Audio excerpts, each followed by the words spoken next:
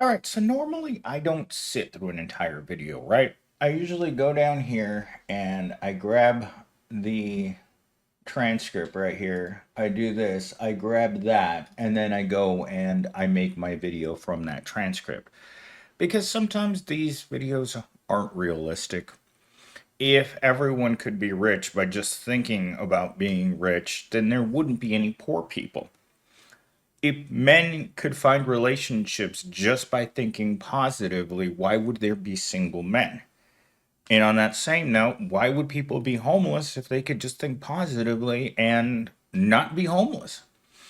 But when I put this video into ChatGPT, one of the main topics was the weaknesses of the video, right? I've been working my whole life. I've been a minimum wage worker since I entered the job market when I was 16 years old. I've never been able to raise myself above the minimum wage until my current job, which for how much they expect from me is minimum wage. And so you start wondering, it's like, well, why are all the jobs that I've taken minimum wage? I got the wrong education, obviously. I mean, I'm an educated person, don't get me wrong, but it's not the kind of education that you need in a modern society. No one needs a literature degree from a crap no name state school. Now, if you're going to go and get the same degree from Oxford or Harvard or any Ivy League school, I would commend you. But at that point, chances are you're not a person who lacks opportunity. If you get into an Ivy League school, that in itself is the opportunity to break out of a mundane life. Because if you're like me, you come from a god awful place in the world. I mean, the first 6 years of my life were spent wondering how people live like this. If you've ever been on a farm that has no modern amenities, you understand that some people don't even get the basics. There was no flushing toilet in my life for the first 6 years. There was nothing but waking up in a shack and wondering what we were going to eat today because we didn't go to the grocery store. You just ate whatever was on the farm. But with that said, there's a lot of people in America who grow up maybe not as bad, but they don't grow up with high opportunity. They don't grow up with parents who know how to make money, parents who are middle class. When you grow up at the bottom, and it's something he talks about on many occasions in this video, is that sometimes you just don't get the opportunities that you think you should have gotten. Your parents should have been able to give you more when it came um, to education, right? Because education always starts in the home. You learn from your parents. You learn how they worried about money every single day. When I was on the farm, if the crop didn't come in, if something went wrong with the crop, with the corn crop, and that was your only way you were going to make money, it was going to be a tough year, and maybe not everyone in the extended family was going to make it because there was no place to go to get help. It was just you, the land, and maybe your neighbor that you didn't know. Like this farm was such an odd place, right? It was in the middle of nowhere. It was two shacks and then the extended backyard where they kept the hogs and the chickens and all the rest of the farm animals. The cows were in the back of the farm. And then there was like, I would say it had to be a 50-foot wall that separated you from the next farm. I've never seen anything like that in America before. But every once in a while, I'd scale that wall and look over, and all I could see were dense avocado trees. And I knew the people over there weren't doing any better than the people over here.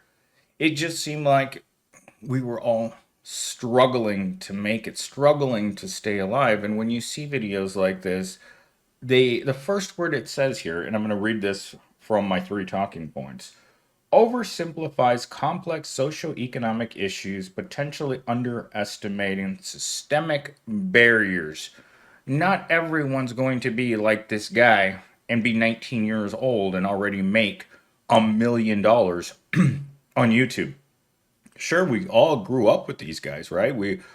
I watched a lot of Call of Duty YouTubers that were doing incredibly well until the ad apocalypse took them down.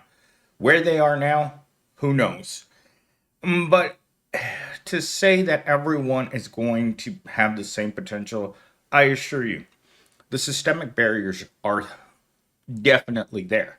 I've been on YouTube for nearly 19 years.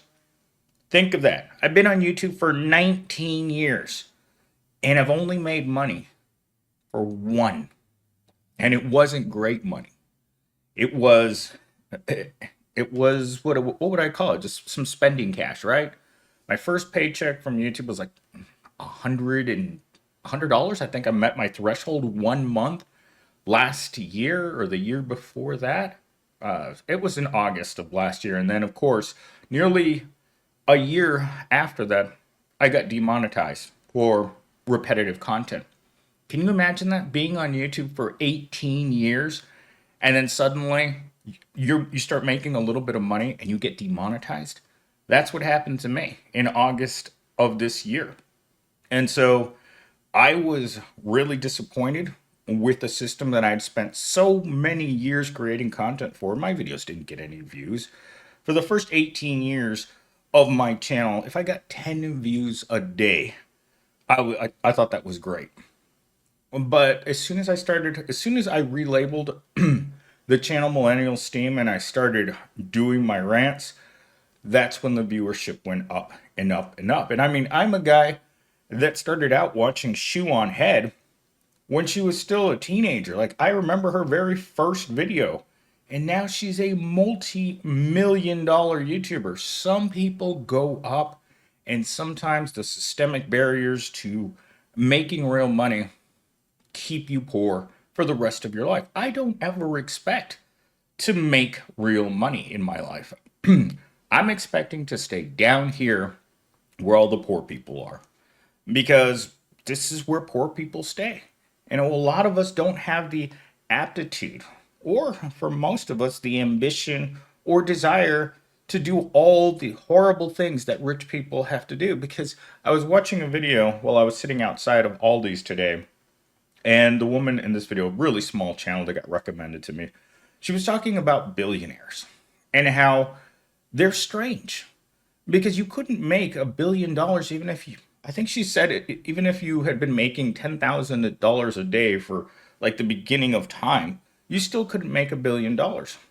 But these are the people that make that kind of money by ensuring that the poor people stay poor, that they are programmed to stay poor. As I've said this in many of my videos, probably hundreds of my videos, the domestication process for the proletariat has been a 100% success story for rich people because they need workers, as he says in this video, they need workers that are smart enough to come to work every day, turn the knob, but not any bit smarter than that. We don't need thinkers. We don't need a nation of great thinkers. We need a nation of hard workers who won't complain, who won't rise up when there's a federal minimum wage of $7.25 and the cost of living looks more like $150,000 to $250,000 a year. Before this, I got recommended a video where they were talking about all the people who voted for the Cheeto guy that were poor. Suddenly, there's going to be budget cuts in the next year.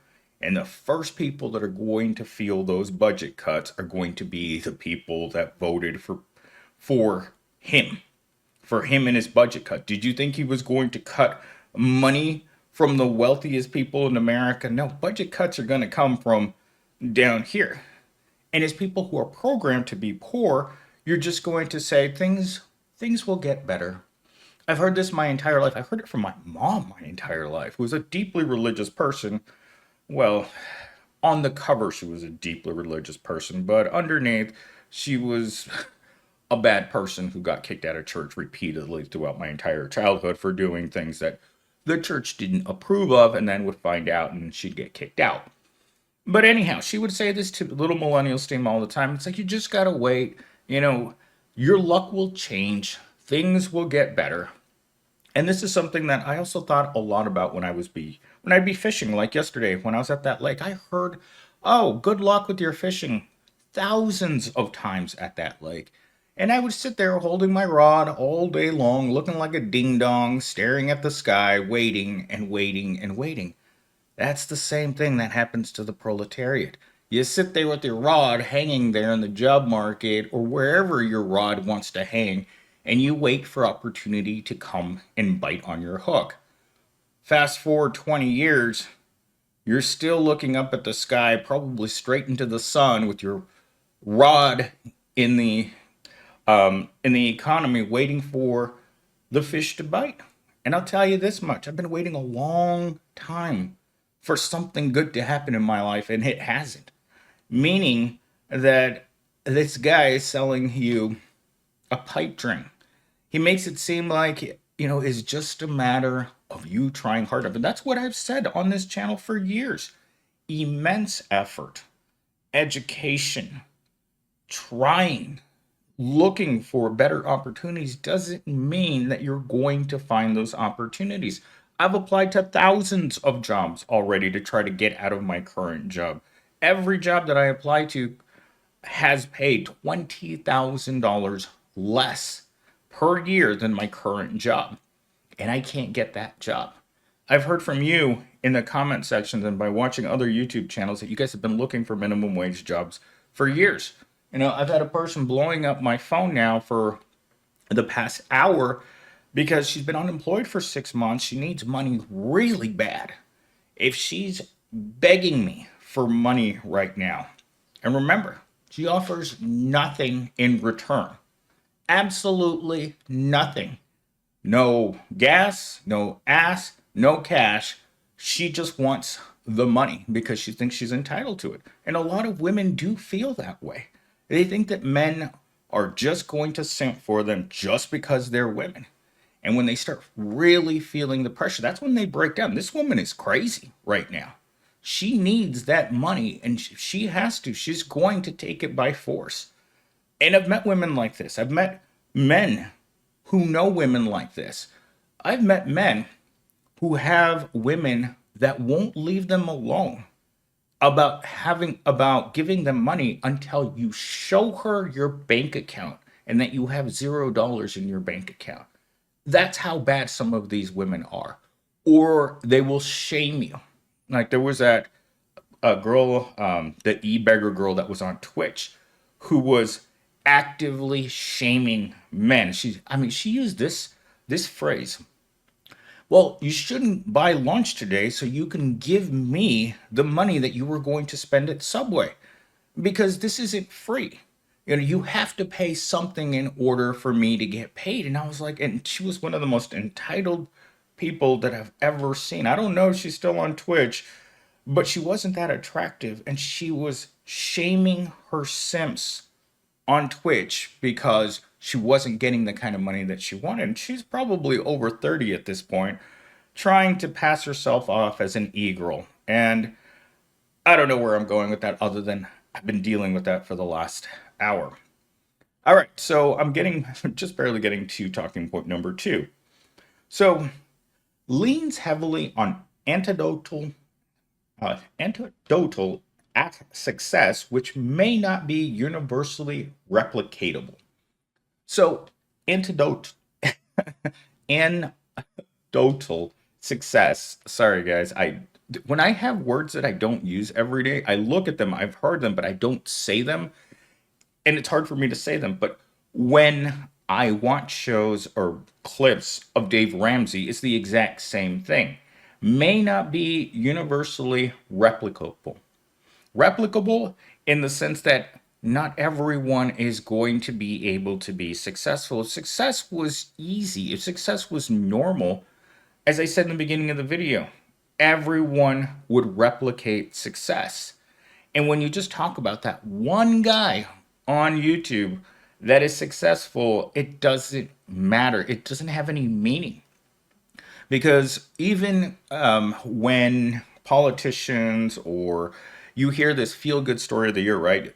This kid from Compton or Inglewood, they got a scholarship to an Ivy League school, and they made it so everyone in that area has the same exact ability to replicate that success. Has that really happened? Are people really replicating success?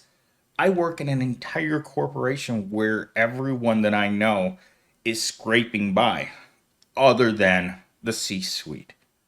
Everyone at this company, and a lot of these people, and I talked to a couple of these women, these married women that work for this company in low level positions, right? And they're just like, I like working here. It's not about the money. When people say that to me, it infuriates me. It's not about the money. It's about enjoying what I do while making $20,000 a year. Maybe 30 on a good year, but they're not making good money. The only reason why they're stable, have homes, and they live where they do in their very nice neighborhoods is their husband is carrying most of the load. Sure, they work 40 hours sitting at home doing remote jobs, but they're not hard. They're HR jobs. They do paperwork all day long, or they fill out applications, or they help students. They do some easy job that, of course, in the opinion of the corporation, doesn't merit a large wage. But in their mind, this to them, it's success. In fact, I had one woman who told me that I just live in a little bubble. I live in my fancy house.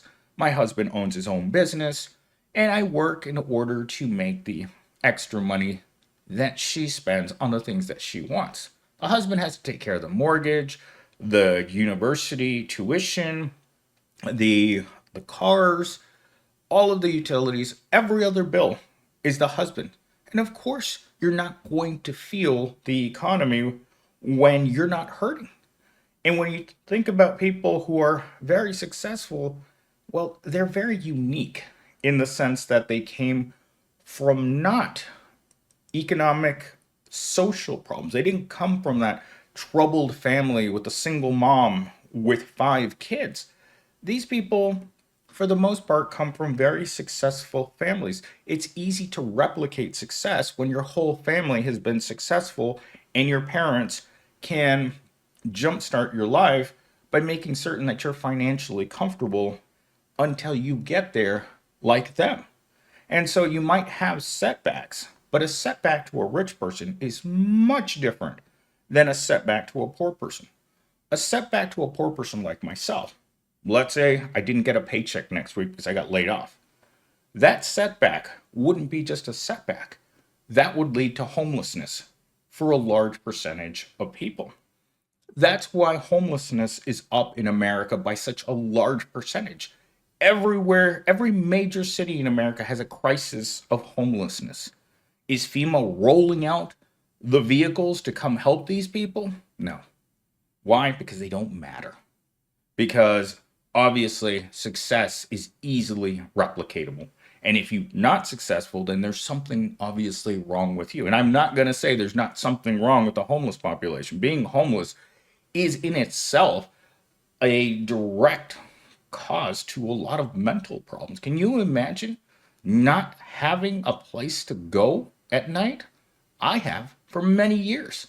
It is a very, very hard thing on you to deal with that. Talking point number 3. The inclusion of monetized case study undermines the message for some readers. So at the end of this video, he sells his $1 get rich program, right? $1 is his case study about his own life on how he made it so big. Well, I'm telling you, that $1, you best give it to the next person who asks you for change outside of a Kroger's. It's not really going to be applicable to you. Antidotal success is just that. It's that one guy. Imagine this. This is the perfect example. So I heard that the other night someone won the $1 billion jackpot. Wow, that person's so successful. They won the lottery. Yeah. Do you know how many lottery tickets they had to sell in order to get it to $1 billion? probably $10 billion worth of lottery tickets, and one person won the lottery. Suddenly, that person's the most successful person in America because they bought a lottery ticket and they got extremely lucky. That's what being rich is like. If you're part of the 1% of the 1%, if you have billions of dollars and you're living a life like this guy shows in this video where you're traveling, you don't worry about money, he even shows this is how bad it is. When you have to show your bank account on YouTube because you need to show people about how great and successful you are, that's when you kind of like, you know, yeah, most people won't do that because they don't have anything to show. If you have to do that, you're having to prove a point. It's like, look at my bank account. I have over $1 million in my bank account. I'm like, you know what I have in my bank account? Not $1 million.